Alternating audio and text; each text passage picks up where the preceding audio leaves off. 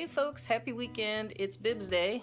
Farmer Dar here, and welcome to the basement. So it's a rainy weekend in late October. It's about 45 to 50 degrees outside, and it's not a great day to work outside in any of the gardens due to the rain. The temperature's fine, but the rain is not. So I'm down in the basement. You can see some of our shelves behind me with some of our tools and things that we've accumulated over the years. I'm down here today because I'm organizing the pantry. It's something we've needed to do almost a whole year, and I'm finally getting to it. There's a great reason to go ahead and organize the pantry today other than the weather. We've been running a particular kind of pantry for over a year now. And it's good to go through your pantry every once in a while and organize the inventory you're keeping and make sure anything that's spoiled or damaged is removed. And so I've already started, and I'll show you what I've done so far. So we bought a couple of shelves at Aldi because we were pretty sure they matched the kind of shelves we already had, and they seemed like an all right deal. So I've set a rack of shelves over here, and I've moved some heavy container milks to the bottom of the shelf down here. We always try to put heavy stuff and large stuff on the bottom of the shelf. And then up above right now we just got some coffee, some backup formula. So that's this shelf here. Now this shelf is going to be our wall of beans. Alright, so these are all different kinds of beans that I can, and at the very top we've got some salsas and some peppers. So I might, and some pickles. So maybe the top two shelves will end up being salsas, peppers, and pickles, and then 1, 2, 3, 4 shelves of beans. Today's a great day to be doing this because our inventory of beans is getting a little bit low, and before I make more beans, I want to see what kinds we have, if any of them have gone bad and need to be replaced, and then make sure, whatever beans I make, we make the right kind. So there's already a couple of jars right here that I know we're going to get rid of. There's 3 jars of beans and franks, and that was probably one of my worst ideas. So we're going to get rid of these 3 jars because they've sat here all year and no one dares touch them because blech. Some good ideas have been the vegan baked beans. We love those. Some chickpeas, which are very low. We love those. Black beans, which are very low, we love those. Some northern beans, which we're low on, and we really like those. And then down here, we are not low on them, but is ham and beans. And we actually like the ham and beans, go figure. The beans and franks we cannot stand, but the ham and beans Katie and I really enjoy. The opposite side is where we have some jarred up tomatoes, some salsas, some sloppy joe mix, some tomato paste, some homemade tomato sauce down there, some carrots, 3 boxes of empty jars which need to go upstairs, and a few peppers. So this side needs to be organized a little bit. We'll take the carrots out of here and maybe bring all the spaghetti sauce over here.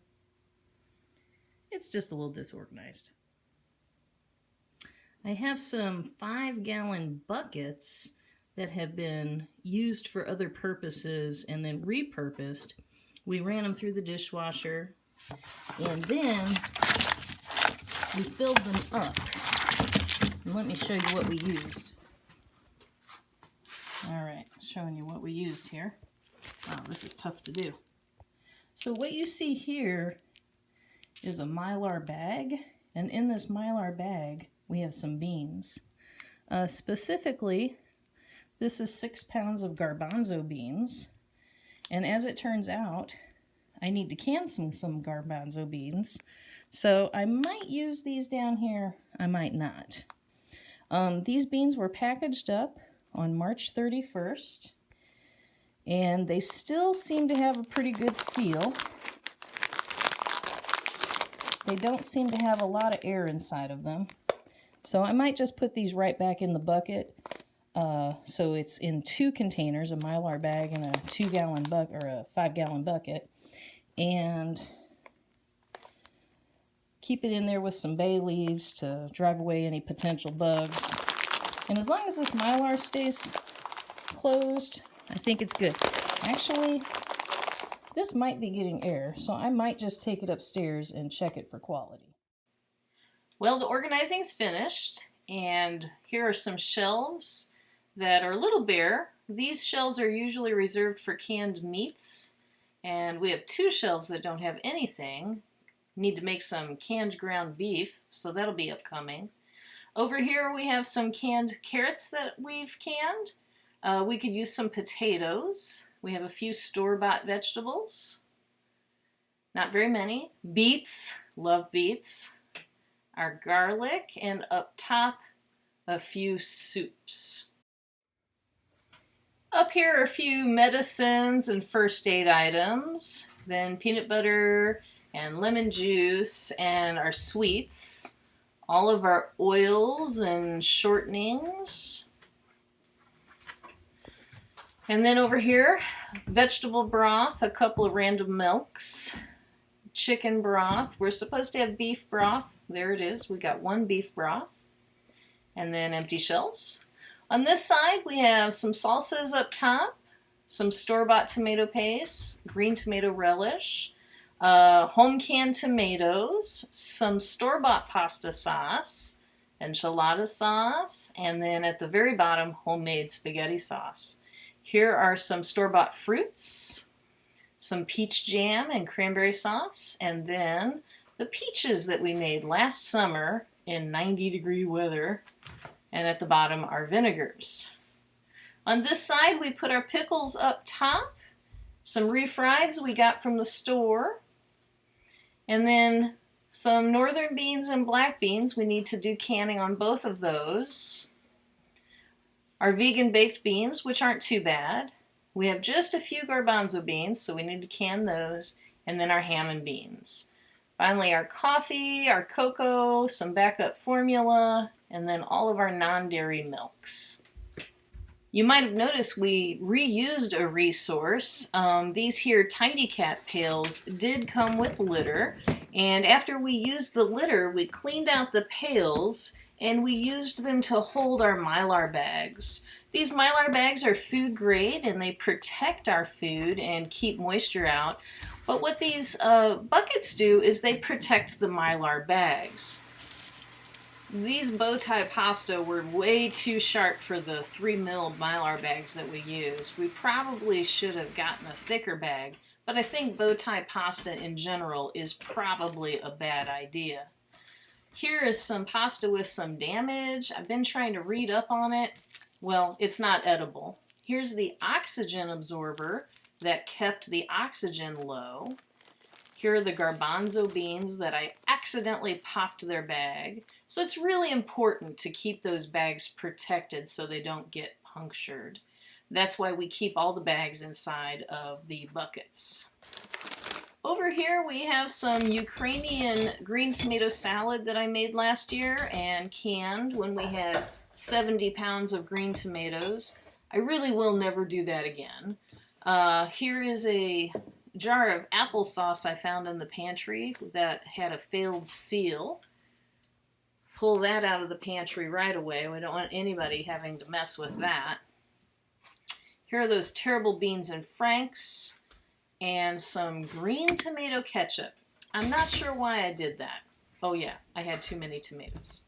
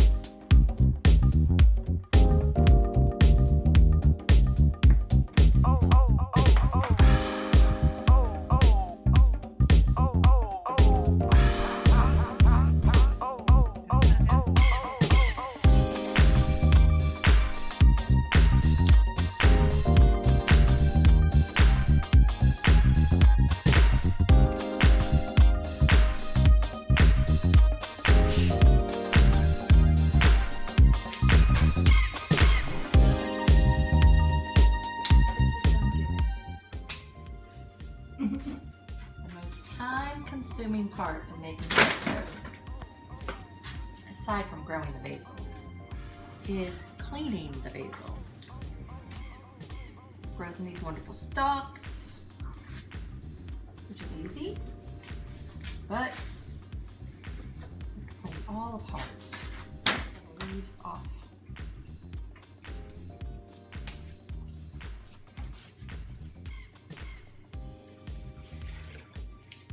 So I find the easiest way is to just fill the sink and get comfortable and settle in.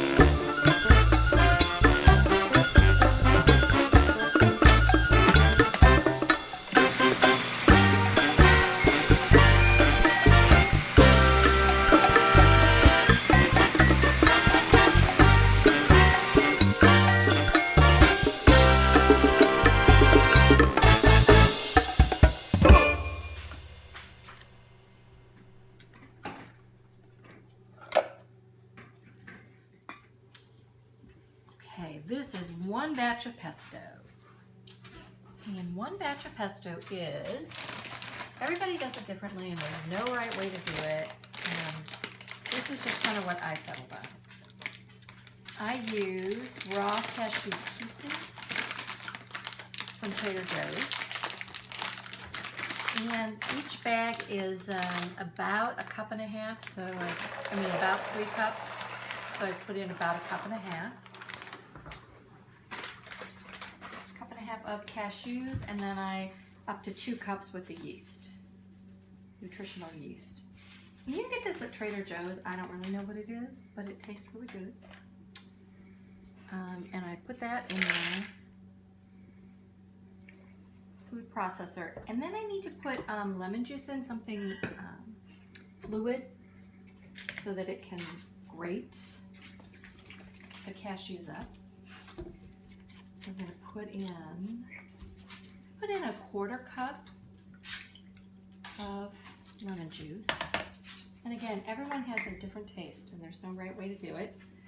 I put in a bunch of garlic. I put in usually 2 coffee scoops of garlic, which is about 4 tablespoons, which is really probably twice as much as you're supposed to, but we really like garlic. So I put in just shy of a tablespoon of salt.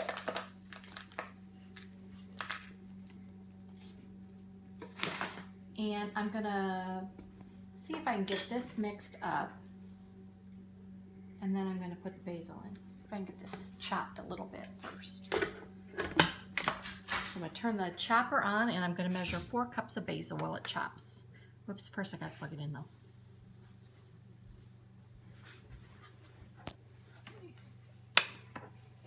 Plug it in. I always unplug it because I was always taught to be afraid of these things.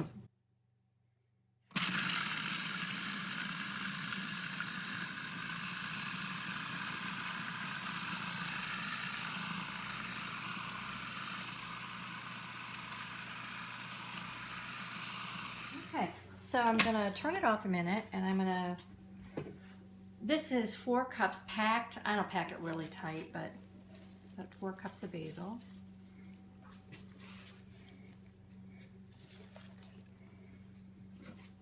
I'm gonna put about, half of it in and get it going.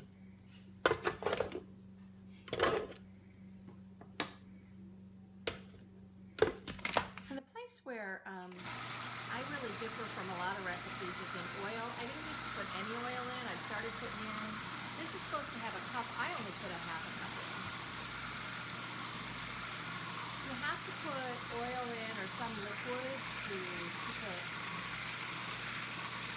rising. I guess half a cup of oil is plenty. I think store-bought pestos have a lot more oil.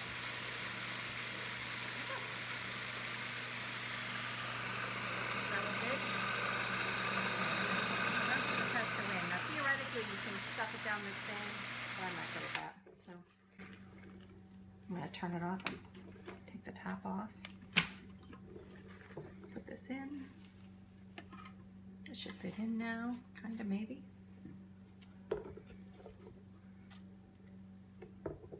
It's just kind of like garden salad, right? With flavoring. Okay. Whoops, lost that leaf. There we go. Now I just have to wait. It's going to be this way.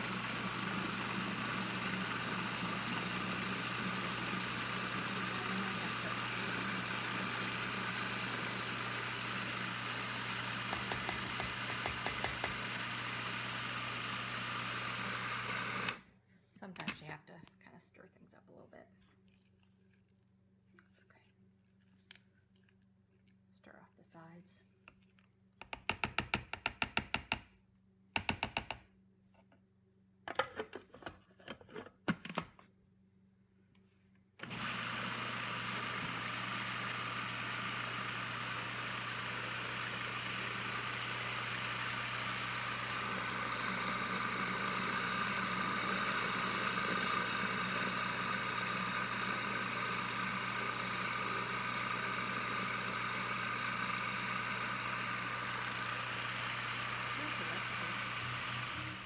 I'm just like pouring it all into one bowl and then I'm gonna bag it all up at one time.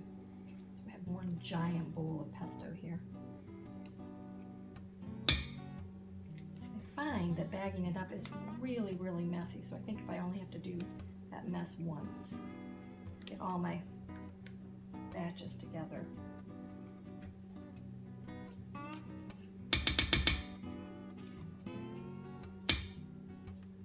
All right. That's about how much you want for serving pasta night. Unless it's a big hungry pasta night, then it might be 2 bags.